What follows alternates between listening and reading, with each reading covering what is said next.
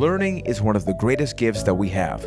We're always absorbing information about things in our surroundings, but what about ourselves? How do we make sure we stay connected with our spirituality, purpose, and satisfaction? The answer is going to be different for each person, but in my case, this podcast has been one of the best ways that I've been able to keep in touch with myself. In this episode, I'll share things I learned about myself by working on this podcast, because we should always evaluate ourselves, because that's what helps us grow. So let's do it.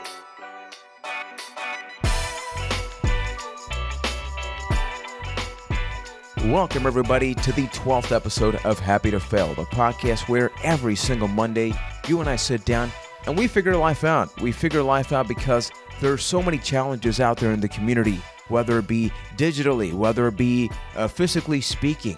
But when you factor in lived experience when it comes to mental health challenges, when it comes to mental illness, not only is life already difficult enough, but then you add this additional layer that many people don't comprehend because they themselves have not gone through it. So I hope that through this podcast, we're able to motivate each other. We're able to motivate members of our community to embrace, to accept the fact that our mental well-being is just as important as everything else. My name is Juan Velez. I am from San Juan, Puerto Rico, and I hope that by sharing my story in this podcast, we're able to get the very best out of each other.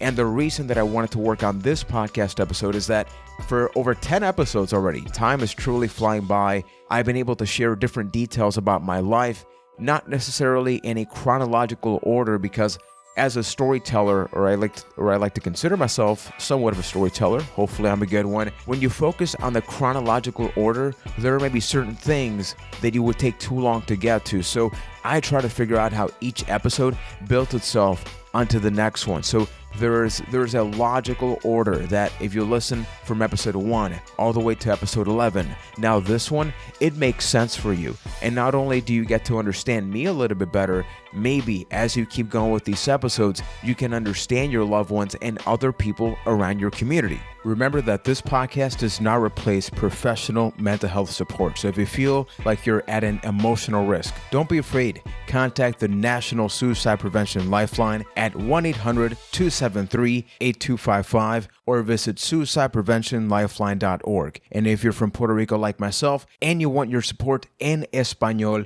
contact AMSCA's 24/7 crisis line, known as Línea Paz, at 1-800-981-0023 or 1-800-981-0023. Both of them, simply put, want to help you. I'm going to self-reflect. I'm going to have that introspective about what's it been like for me to work on this podcast and the self-satisfaction and the things that I've learned about myself. Because going back a couple of episodes, I mentioned that one of the best strategies that we can have to get to know ourselves is by writing things down, whether it be on a journal, whether it be recording yourself, whether it be doing a blog.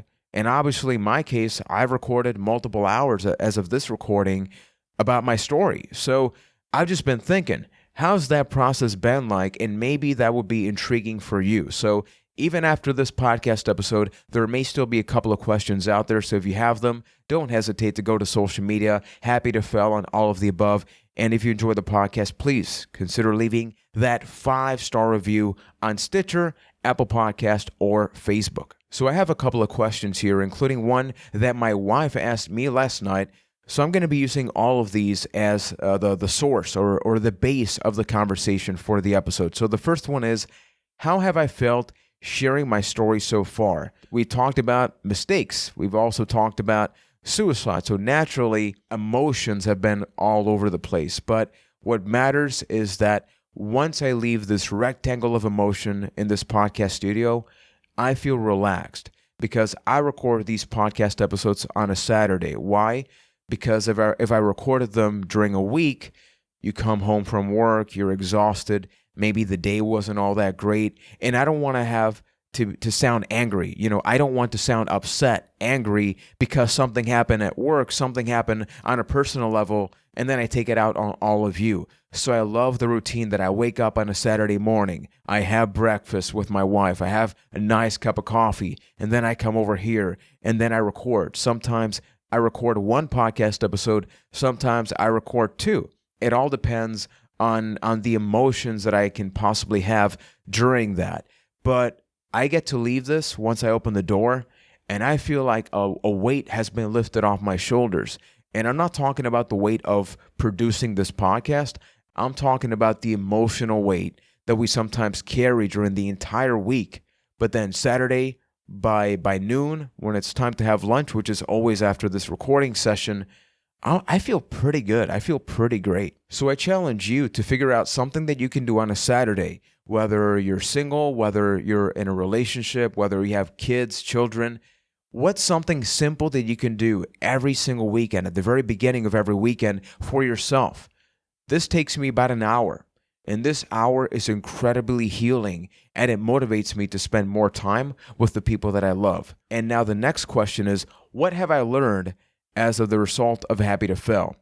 The first one is that my story changes every single time that I tell it, because every episode has a specific topic. So I could, in 5 to 10 minutes, summarize my entire story, but there's a lot to take in. And maybe you that is listening right now, you really identify with the things that I said at the 7th minute of my story, but maybe somebody else feels identified with something that I shared at the 4th minute. But that can become very overwhelming, and especially for me, that I'm trying to build each episode as an individual capsule that you can just consume. If you only listen to the 7th episode, I want that to make sense to you. I don't want you to think, man, I need to binge listen to every single episode, which honestly, that would not be a bad idea, and I would very much appreciate it. But I don't want you to feel obligated to do that, because I understand that life is packed with content, with different situations. So the way that I've told my story in every episode, even though there are going to be some things that may seem repetitive, is exactly because of that. Another thing that I've learned is to be able to recognize the things that I have been able to overcome. Even just telling my story, the fact of the matter is that I'm overly critical of myself. I still am. So I'm not saying this like saying, hey, I now fully embrace my imperfections. I don't. I still have to work with that. But having this podcast, it's been able to allow me to really understand the evolution of my emotions. Let me explain this a little differently. If you listen to the first episode, I was super tame. Looking back, I would have maybe re-recorded that episode. So there's been episodes where the emotions have been very, very tame, very mellow. There's been other episodes where I've definitely felt a little bit more jokey. Sometimes I felt like I had some troubles with my wording, and that in return made me mess up a couple of times. But guess what? That's life. I have admittedly cut down some episodes. Hopefully you didn't notice. But some of them were supposed to be 40 minutes, and they ended up being 30 minutes. Some that were going to be 30 minutes ended up being 20 minutes. I want this to be easily digestible for the person that knows nothing about mental illness, for the person that has no idea what it's like to think about suicide. And balancing out those two things can be very difficult, but I do believe it can be done, and hopefully, I've been able to do it in the podcast. Now, talking about my top 3 favorite episodes that I've worked on, the first one has to be Living with Depression. That is an episode that I wrote 5 different scripts about. And when I say scripts, I don't mean that I wrote word for word what I was going to say, but I'll usually have, like right now for this episode, I have 1, 2, 3, 4, 5, 6 bullet points with some sub-points just to make sure I don't forget any specific details. But with that one, it was very difficult to figure out, how do I talk about depression without just staying in the depressed train of thought? You know, I want to be able to contextualize that for somebody that has no idea what it's like to live with that, and to avoid sounding clinical, because this podcast is not based on clinical evidence. Yes, I can bring up some information, but this is completely based on my lived experience, on my personal testimony. So working on that episode, and as I edited it, I kept thinking to myself, Juan, now that you recorded this 3 weeks ago, you're editing it now. Do you feel like you did a good job? And I thought that I did. And I am incredibly critical of the podcast. I have put out some episodes where if I could have re-recorded like the first one, I would have. The second episode that I love to work on was one that really did not need a lot of preparation other than emotional prep, which is the list. That's the third or fourth episode where I shared the list that I wrote in 2009. We're going to be going back to it in September. Recovery Month happens every year. But I want to have more episodes that are about situations. I am going to have episodes like the one that I did about 5 strategies to share your story. But I don't want this to be a podcast about, here are the 10 steps you need to do this. I can help people and I can share what has helped me, but I don't want this to be a top 5 podcast, a top 10 podcast. I want to make sure that when people subscribe to this, and hopefully this is why you subscribed and this is what you liked, it's about that personal story. I love to listen to multiple podcasts that are about the story that the people lived through and how they overcame that. So that's been one of my biggest influences because I consume that type of content. Henceforth, I wanted to create it. And then my third favorite episode, and this was in no way intentional, how people can react to mental illness. Even the title of that episode, I didn't figure out what it was going to be till I was editing it, because that was just the definition of a brainstorm being recorded. I really did not have that clear of an agenda with that one because I don't want to overly prepare. This is not an essay. I'm not being graded for this. I mean, you literally can rate the podcast, so I guess I can take that back, but you get the point, right? It's about the personal story. And with that one, I just wanted to unleash to the world how I felt when people react and the way they react when they find out I have mental illness and when other people react like that. I can't get into many details, but on a daily basis, I'm almost always exposed to situations where I see people openly discriminate those with lived experience, yet they don't even know it. They don't realize that they're being prejudiced. They don't realize the stigma that they're provoking and that emotionally we are killing people. We're not killing people on a physical level, but emotionally, when you discriminate against somebody, you're just drowning that person. So you have a physical body in front of you, but emotionally, there's not much there. And this is where we really go behind the scenes, because the next question is, what would I do differently, or I may do differently as the podcast evolves? I want this podcast to have a purpose. And the day that I feel this podcast has served its purpose, it may conclude, it may evolve, but that's the other question, not this one. The one thing that I'm still not sure of is the video version of the podcast. I listen to over 20 podcasts weekly, none of them in video form. And if you're on YouTube, although admittedly, the YouTube channel is not exactly well sought after right now, because most people like to consume this on the road, at work. And it is a lot easier to download this on Stitcher, Apple Podcasts, TuneIn, and Spotify than it is to go to the YouTube channel, because this, you can download the MP3 and you can listen to it. That's how I consume podcasts. I record the video version primarily for clips for Instagram, Facebook, Twitter, so it's shareable. But I'm not going to lie when I say that the video version, just having a camera, definitely does change the environment. I sometimes feel more comfortable, and I know a lot of people can relate to this. I feel more comfortable when there's no camera, because it's not about how I look, it's about what I say. And there's an emotional baggage that you carry the moment you have that camera. So I have thought about maybe removing the camera down the line and only doing an audio version. I'm still undecided about this, and usually these are things that are not shared on a podcast, but in a show where it's about my story doesn't end with what I've told. So I want to make sure that I'm crystal clear and transparent about what I'm thinking about. So let me know what you think. Should I do that? Should I not? Should I do a test episode and figure out if there's any difference on the audio side of things? Because maybe I do feel more comfortable. Let me know. The other thing I've been thinking about is having the show take maybe 1 to 2 week breaks every now and then, almost like a season finale. Initially, when I was going to be working on Happy to Fail, I had the mindset of working into 14 episode seasons, because I have a lot of things happening in my life. And I loved putting this out every single Monday, but I have had weeks where I've almost felt rushed to work on an episode, and I never want that, because once the episode is out there, I don't want to do Living with Depression Part 2 only because I wasn't satisfied with Part 1. If I ever do a sequel to an episode, I want it to be because something new came up, a question came up. I want it to have a definitive purpose.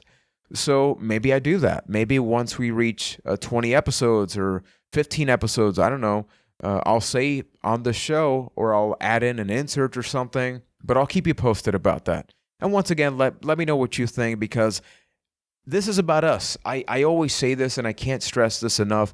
This podcast is not about my story. It begins with my story. I use my story as a platform, but this is about you. This is about your community.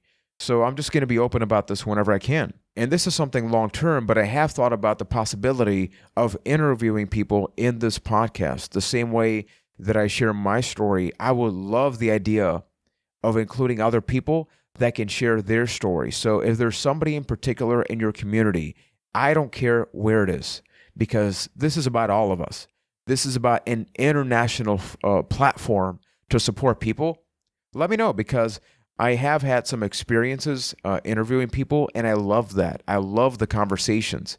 Even when I prepare for this podcast, and I hope it comes across like that, what I tend to do is I'm interviewing myself. So as I'm talking, I always think, Juan, what would you ask yourself if you said this, if you said that? So that's another strategy for sharing your story that I guess I didn't plug there, but that's part of what I do, because it keeps me engaged with myself, because if I sound bored, you're most definitely going to be bored with everything I say. And then the last question, and this was asked by my wife, is what's my end goal?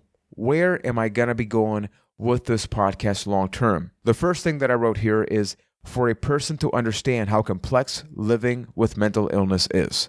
If I serve the purpose that I see my backlog of episodes and I go, you know what? If I stop recording now, I feel like these 30, 40, 50, 60 episodes, it gives an incredible concept of what living with mental illness is like. If I'm able to do that, mission accomplished. So I guess that would be one of the indicators. I don't think it's ever going to end in that regard. Something new can always come up. There's a different way to talk about things, but it is one of the things I'm always contemplating. Another end goal for Happy to Fail would be closing the chapter of who I was.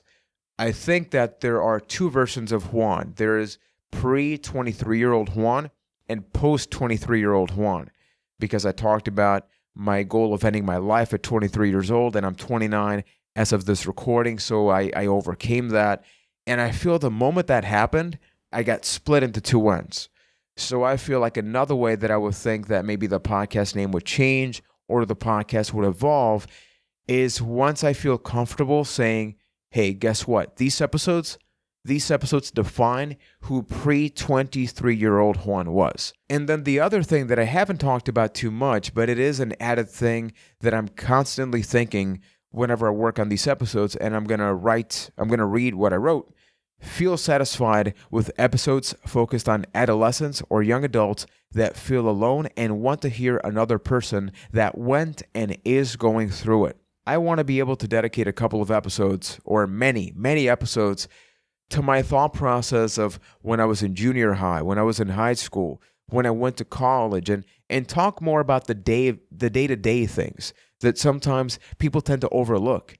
Because I brought them up in some ways, but I don't think I've dedicated enough time to that.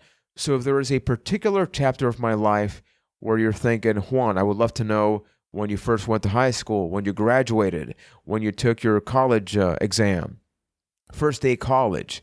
I can talk about all those things, but I don't want it to just be interesting to me. I want that to be interesting to you. So as I've mentioned, you can reach me by email, juan@happytofail.com, across all social media, Happy to Fail. And something I forgot, and I kind of mentioned it briefly, but this is a loose topic episode here. I just want to make sure that the podcast doesn't ever sound repetitive. I know that I constantly talk about overcoming mental health challenges, but that's what the podcast is all about. I know that sometimes I'll bring up the list. A lot of times I'll talk about a specific year, but as I mentioned, I want that to be a capsule, but I never want to be able to share, that the exact same way in that it seems like a copy and paste job.